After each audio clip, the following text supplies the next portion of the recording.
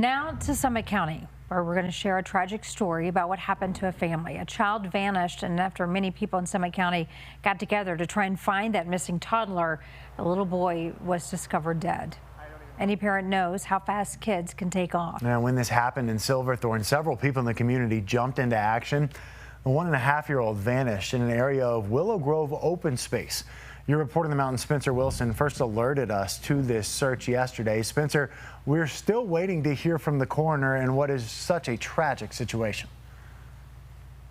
Yeah, and about the only good news you can pull from this story is how many people in this community came out to search and try and help that family, many of which were first responders who had the incredibly difficult task of not only retrieving that toddler, but trying to resuscitate him too.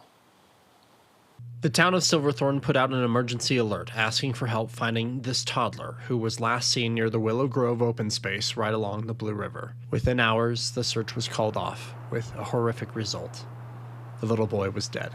Summit Fire and EMS was one of the many responding agencies last night. The effects of sometimes a sharp tragedy like what we had yesterday, or sometimes the cumulative effects of,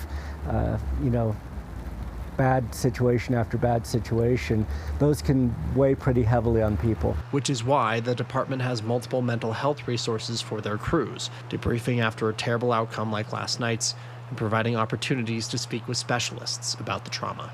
This profound sense of sadness for the family, for that little kid, and so I think it affects everybody. Summit Fire and EMS says it knows better now how to help its team compared to how we used to do it. For the longest time, for centuries, there was the image of the big tough rescuer, hero, first responder, firefighter. The culture was that tough it out, bottle it up, swallow it, don't worry about it. And unfortunately, the psychologists will tell you that probably had a very deleterious effect on people in their personal lives and their professional lives, their ability to continue doing their job. Summit Fire and EMS told me that their crews did debrief last night about this topic. There are no criminal charges pending from the event last night, just a deep sense of loss up here in the mountains. That is pretty much anywhere you go. People are talking about this and they are deeply upset.